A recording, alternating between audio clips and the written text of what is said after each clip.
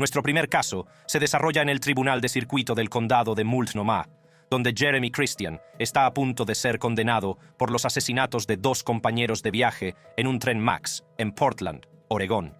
Prepárate para adentrarte en un caso de intolerancia, tragedia y justicia, ya que vamos a descubrir los detalles de este crimen y cuál sería el castigo. Jeremy Joseph Christian cargos. 2 cargos de asesinato en primer grado. Un cargo de intento de asesinato en primer grado.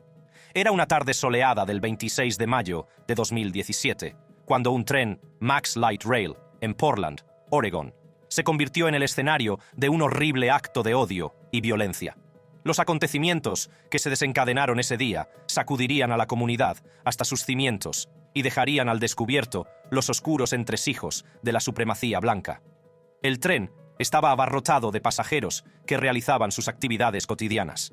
Entre ellos había 2 adolescentes negras que, sin saberlo, se convirtieron en el blanco de los insultos racistas y antimusulmanes de Jeremy Joseph Christian.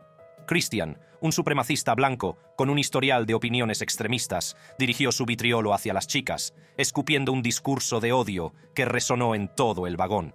Sintiéndose amenazadas y atemorizadas, las chicas tomaron la sabia decisión de ir a la parte trasera del tren para protegerse de la agresión verbal. No sabían que sus acciones pondrían en marcha una serie de acontecimientos que cambiarían para siempre sus vidas y las de quienes las rodeaban. Mientras las niñas buscaban refugio, 2 hombres valientes, Taliesin Mirdin Namkai Meche y Mika David Cole Fletcher, salieron en su defensa. Namkai Meche y Fletcher se enfrentaron a Christian, instándole a poner fin al discurso de odio y a la intolerancia. Pero la respuesta de Christian no fue pacífica. En un sorprendente giro de los acontecimientos, sacó un cuchillo, blandiéndolo con intención amenazadora. El vagón se sumió en el caos y el pánico se apoderó de los pasajeros. En un arrebato de ira, Christian se abalanzó sobre Namkai Meche y le apuñaló en el cuello. Fletcher también fue víctima del violento ataque de Christian. Y trágicamente, otro pasajero, Ricky John Best, que había intentado intervenir, también fue apuñalado. El vagón se convirtió en una escena de horror inimaginable. En medio del caos, Christian aprovechó la oportunidad para escapar. Huyó del lugar, dejando tras de sí un rastro de devastación y vidas destrozadas. La policía fue alertada rápidamente de la situación y emprendió una persecución para detener a Christian. Finalmente, las autoridades dieron con Christian y lo detuvieron. Por desgracia, Ricky Best y Namkai Meche murieron a consecuencia de las puñaladas. El ataque al tren Max conmocionó a la comunidad, pero también unió a la gente. El ataque atrajo la atención nacional y políticos, grupos de derechos civiles y ciudadanos condenaron el acto de violencia y pidieron justicia. El incidente se convirtió en un grito de guerra para hacer frente a los arraigados problemas de incitación al odio, racismo e islamofobia que asolan nuestra sociedad. El juicio de Jeremy Joseph Christian conmovió a la nación mientras la comunidad buscaba justicia por las vidas perdidas y las heridas infligidas aquel fatídico día. Los testigos subieron al estrado y relataron los terribles sucesos ocurridos en el tren Max. Mika David Cole Fletcher, uno de los supervivientes, compartió valientemente su angustiosa experiencia, proporcionando un testimonio crucial que ayudaría a reconstruir la secuencia de los acontecimientos. Las familias de las víctimas, Taliesin Namkai Meche y Ricky John Best, hicieron declaraciones emotivas, con voces llenas de dolor y rabia. Hablaron de la profunda pérdida que habían sufrido y del vacío dejado por la ausencia de sus seres queridos. Tras estudiar detenidamente las pruebas y las declaraciones, la jueza de circuito del condado de Multnomah, Cheryl Albrecht, emitió su veredicto. Declaró a Jeremy Joseph Christian culpable de todos los cargos, sin dejar lugar a dudas o indulgencia. La sala enmudeció cuando la juez Albrecht pronunció la sentencia.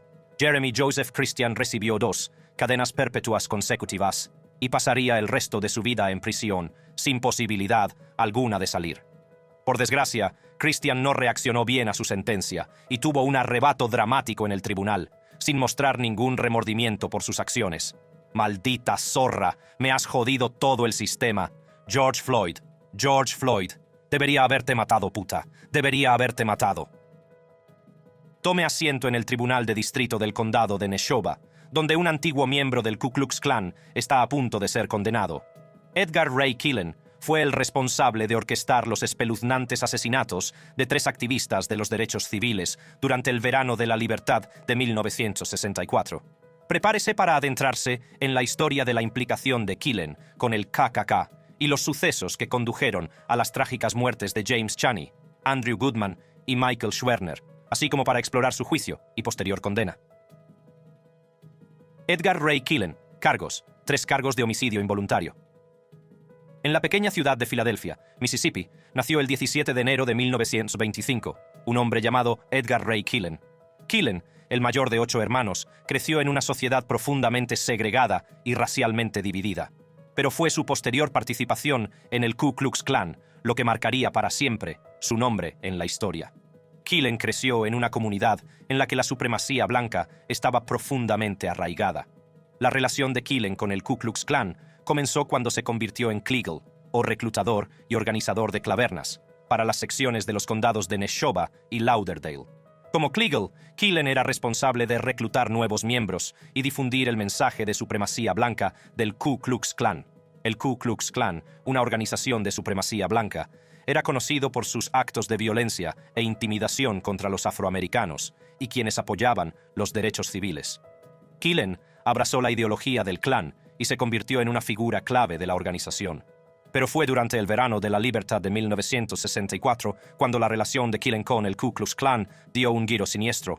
James Chaney, un joven negro de Meridian, Mississippi, Andrew Goodman y Michael Schwerner, 2 hombres judíos de Nueva York, viajaron a Mississippi para participar en los esfuerzos de registro de votantes y apoyar el movimiento por los derechos civiles.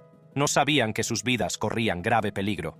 Killen, junto con el ayudante del sheriff Cecil Price, reunió a un grupo de hombres armados que conspiraron contra los 3 trabajadores de los derechos civiles, los persiguieron y finalmente los mataron. Samuel Bowers, el gran mago de los caballeros blancos locales del Ku Klux Klan, había ordenado que se cometieran los asesinatos, y Killen, según reconoció el propio Bowers, fue el principal instigador. El estado de Mississippi, en ese momento, hizo pocos esfuerzos para procesar a los responsables de los asesinatos. Solo gracias a los esfuerzos del fiscal general Robert F. Kennedy y de la Oficina Federal de Investigación, se empezó a buscar justicia. En diciembre de 1964 se convocó un gran jurado y el juicio, que tuvo lugar en 1966, se celebró en el Tribunal Federal de Meridian. El jurado, compuesto exclusivamente por blancos, condenó a 7 conspiradores, incluido el ayudante del sheriff, y absolvió a otros 8. Sin embargo, para Killen y otros 2, el juicio terminó con un jurado en desacuerdo. A pesar de la anulación del juicio, el caso atrajo la atención nacional sobre la violencia y la resistencia a la que se enfrentaban quienes luchaban por los derechos civiles. Fue un momento crucial en la historia del movimiento por los derechos civiles. Más de 20 años después, el periodista de investigación Jerry Mitchell se dedicó a descubrir la verdad y a buscar justicia para las víctimas. La incesante búsqueda de nuevas pruebas y testigos por parte de Mitchell condujo a la reapertura del caso. En 2005, Killen fue finalmente juzgado. A medida que avanzaba el juicio, surgieron detalles espeluznantes. Se reveló que Killen no solo había planeado los asesinatos, sino que también había organizado la excavadora que enterró los cuerpos de las víctimas en un dique de tierra. Tras días de deliberaciones, el jurado llegó a un veredicto el 21 de junio de 2005, exactamente 41 años después de los asesinatos. Killen, de 80 años, que asistió al juicio en silla de ruedas, fue declarado culpable de homicidio involuntario por su papel en el reclutamiento de la turba que llevó a cabo los asesinatos. El jurado rechazó los cargos de asesinato, pero le consideró responsable de sus actos. Fue un momento agridulce para las familias de las víctimas, que habían esperado décadas a que se hiciera justicia. El juez de circuito, Marcus Gordon, en su sentencia del 23 de junio de 2005, hizo hincapié en la gravedad de los crímenes cometidos por Killen. Afirmó que cada vida perdida era valiosa y que la ley no hacía distinción de edad para el crimen.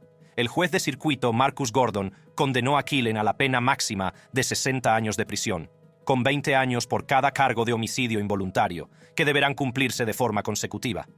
Durante la lectura de la sentencia, Killen no mostró ninguna emoción.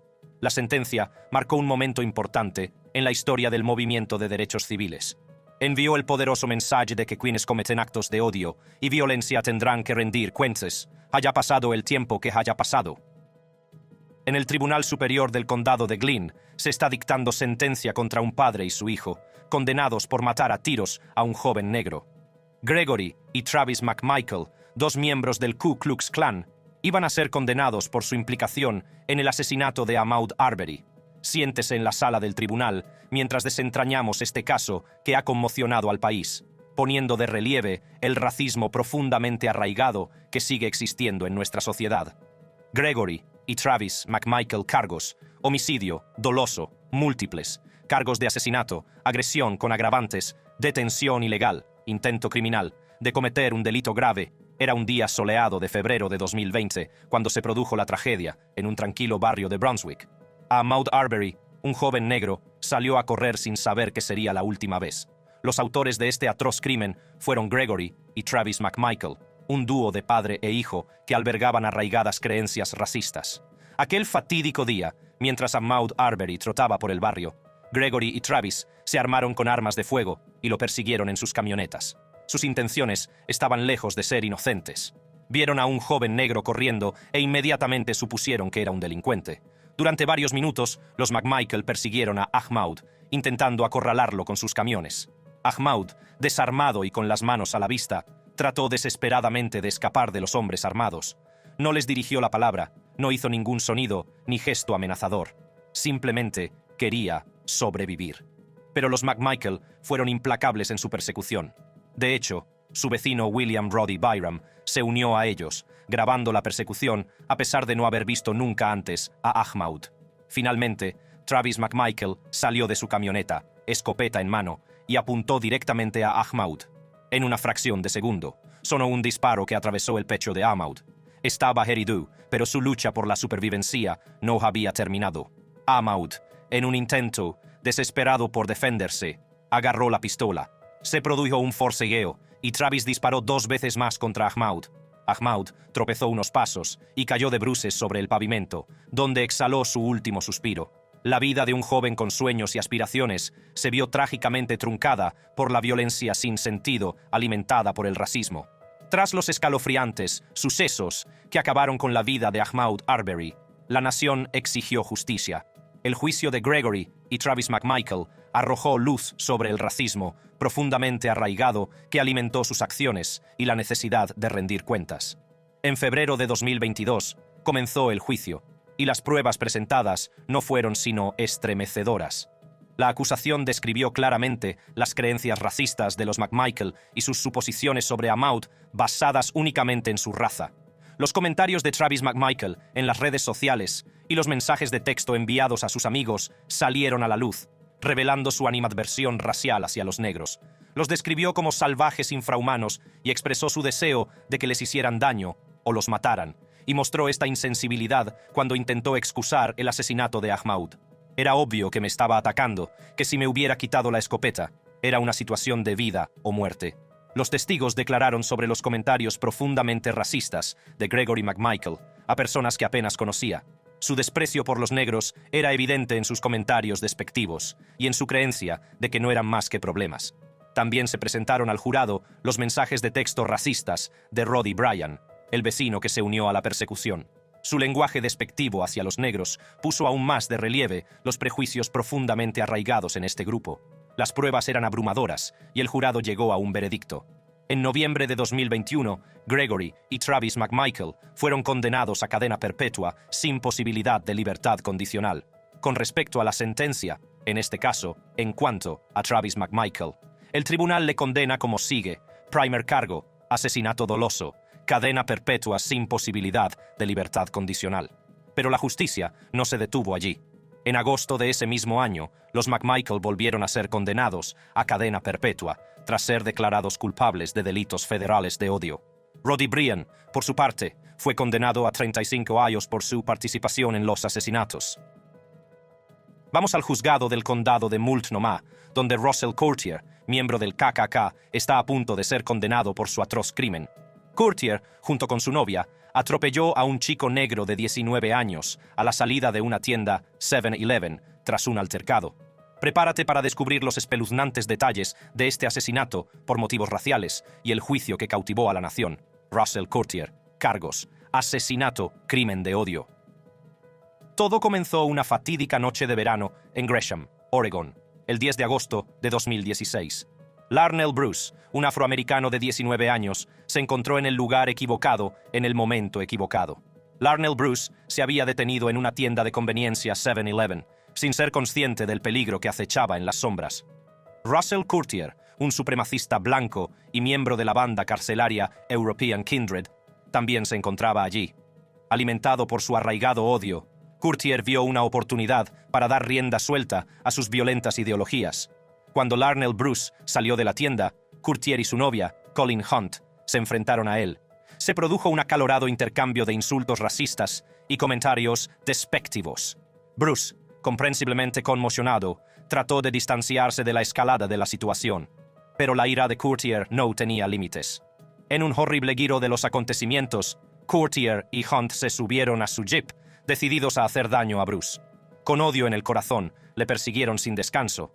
Bruce, dándose cuenta del peligro inminente, intentó escapar, pero el destino tenía otro plan. El jeep, conducido por Courtier, aceleró hacia Bruce, golpeándole con una fuerza que le hizo volar por los aires. El impacto fue devastador, dejando a Bruce con heridas que pusieron en peligro su vida. Mientras yacía en el suelo, luchando por su vida, Courtier y Hunt huyeron cruelmente del lugar, dejando tras de sí un rastro de destrucción.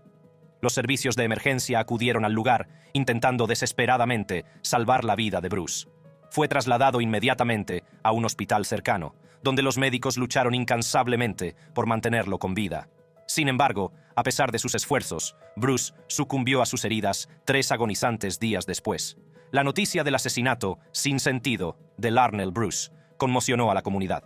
La gente estaba indignada, exigiendo justicia para este joven inocente, cuya vida fue cegada por el odio venenoso de Russell Courtier.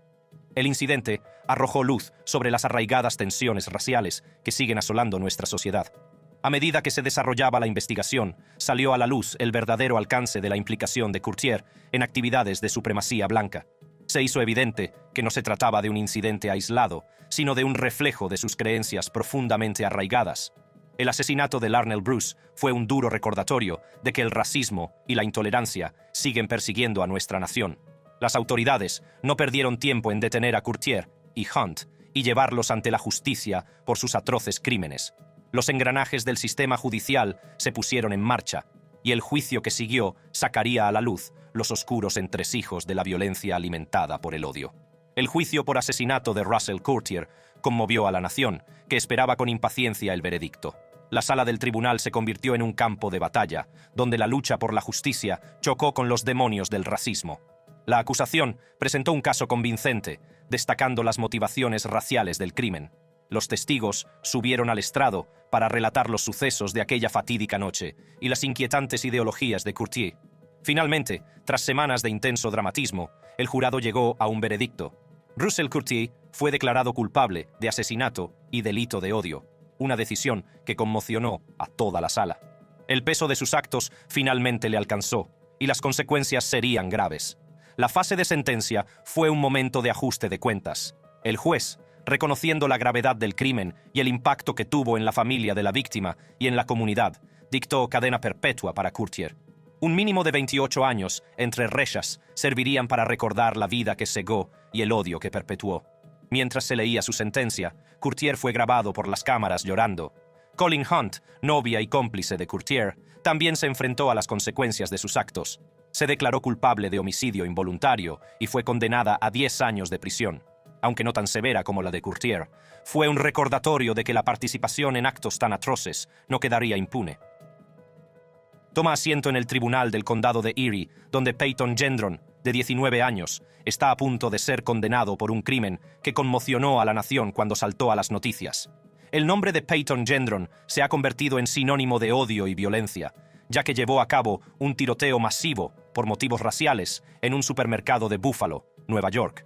El atroz acto de este supremacista blanco se cobró la vida de 10 afroamericanos inocentes y dejó heridos a otros 3.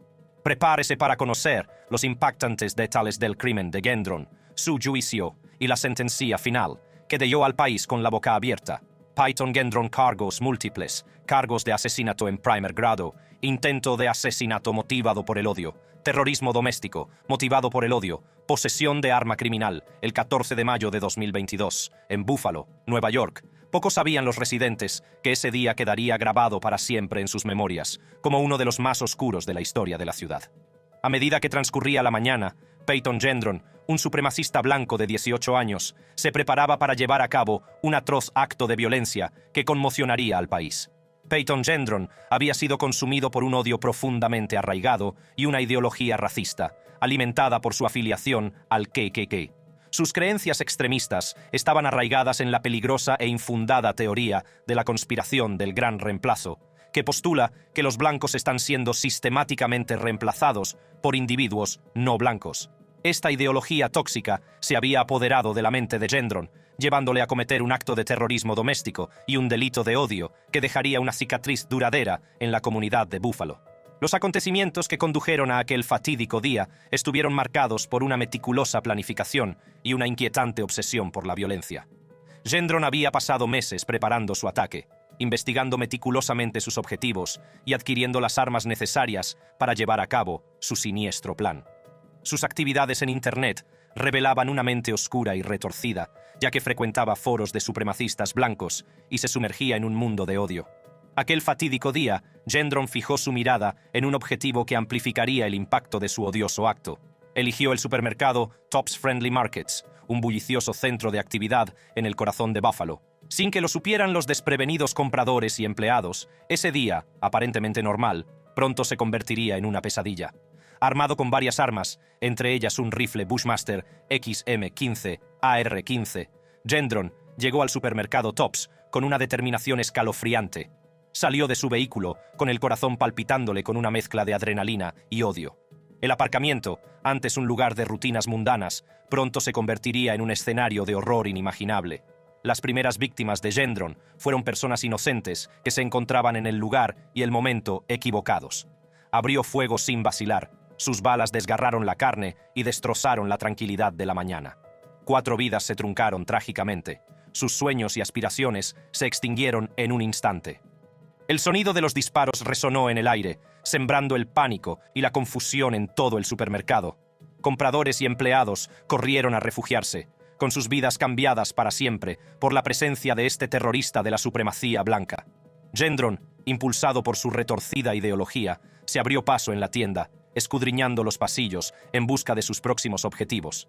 El miedo y la desesperación se apoderaron del ambiente mientras Gendron proseguía su despiadado ataque. 8 vidas inocentes más fueron cegadas, sus esperanzas y sueños destrozados por las balas del odio. Fue una escena de horror inimaginable, ya que el supermercado, antaño vibrante, se convirtió en un inquietante recordatorio de la oscuridad que puede acechar en el alma humana. Las víctimas, en su mayoría empleados afroamericanos, habían sido atacadas únicamente por el color de su piel. Les arrebataron la vida en un acto de violencia sin sentido, impulsado por el racismo y la intolerancia. Mientras se desataba el caos, las fuerzas del orden acudieron rápidamente al lugar de los hechos. Los valientes hombres y mujeres de azul se jugaron la vida para proteger a los inocentes y poner fin al reino del terror de Gendron.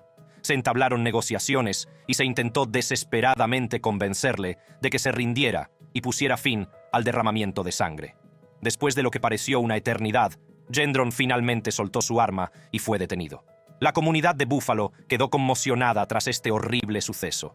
La pérdida de vidas sin sentido y las motivaciones raciales del ataque conmocionaron a todo el país. El proceso judicial contra Gendron fue rápido y severo. Se declaró culpable de todos los cargos estatales, incluidos los de asesinato, terrorismo doméstico y delitos de odio. El tribunal reconoció la gravedad de sus actos y el dolor que había infligido a la comunidad. Como resultado, Gendron fue condenado a 11 cadenas perpetuas consecutivas, sin posibilidad de libertad condicional. El daño que has causado es demasiado grande, y las personas que has herido son demasiado valiosas para esta comunidad. Nunca verás la luz del día, como un hombre libre, nunca más. Mientras se leía el veredicto de la sentencia de Gendron, el adolescente permaneció con cara de piedra, impasible ante el duro castigo que acababa de recibir. Sin embargo, los cargos federales contra Gendron, incluidos los delitos de odio, siguen pendientes. La Fiscalía tiene la intención de solicitar la pena de muerte, reconociendo la necesidad de que se haga justicia y la importancia de enviar un mensaje contundente contra el odio y el terrorismo doméstico. Nuestro último caso se desarrolla en el Tribunal Superior del Condado de Douglas, donde Kayla Norton y José Torres, 2 supremacistas blancos, están a punto de ser condenados por sus espeluznantes crímenes. Norton y Torres, miembros de una banda de supremacistas blancos llamada Respeto a la Bandera, atacaron a afroamericanos con amenazas y burlas racistas. Sus acciones se intensificaron cuando interrumpieron la fiesta de cumpleaños de un niño negro de 8 años, ondeando banderas de batalla confederadas, gritando insultos racistas y profiriendo amenazas armadas. Tome asiento en la sala del tribunal mientras profundizamos, en este caso, el juicio y su sentencia.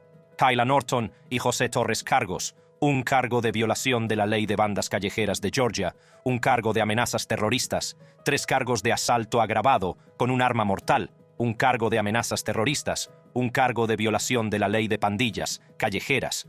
Antes de profundizar en el delito que cometieron Norton y Torres, es esencial poner en antecedentes y explorar el auge de la banda supremacista blanca, conocida como Respeto a la Bandera.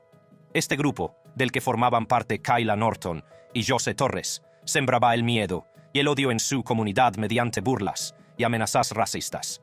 Respect the Flag surgió tras la masacre de la iglesia de Charleston en 2015. El grupo estaba profundamente enfadado por la retirada de la bandera de batalla confederada de varios lugares, y lo veían como un ataque a su patrimonio.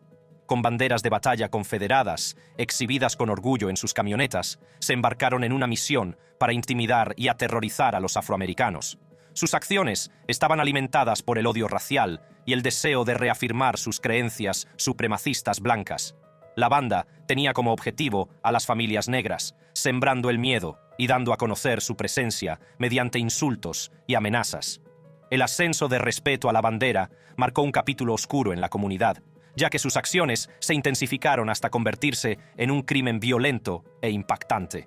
Sus acciones durante la fiesta de cumpleaños de un niño negro de 8 años dejaron a la comunidad sumida en la incredulidad y el miedo. Armados con banderas confederadas, el grupo pasó junto a los asistentes a la fiesta, profiriendo insultos racistas y amenazas. Los testigos dieron testimonio de la letanía de insultos racistas dirigidos a los asistentes, en su mayoría afroamericanos. La situación dio un giro violento cuando José Torres se enfrentó a la familia con una pistola cargada, un acto que quedó grabado en un teléfono móvil. El delito dio lugar a un juicio en el que Norton y Torres se enfrentaron a cargos de agresión con agravantes, amenazas terroristas y violación de la ley de prevención y terrorismo de las bandas callejeras de Georgia. El jurado también declaró a Torres culpable de agresión con agravantes. El juicio reveló el alcance de su implicación en la banda de supremacistas blancos y el odio racial profundamente arraigado que motivaba sus acciones. Tras un emotivo juicio, el juez del Tribunal Superior, William B. McLean, dictó las sentencias que dejaron a muchos conmocionados. Torres recibió 13 años de prisión y 7 años de libertad condicional, mientras que Norton fue condenado a 6 años de prisión con 9 años de libertad condicional.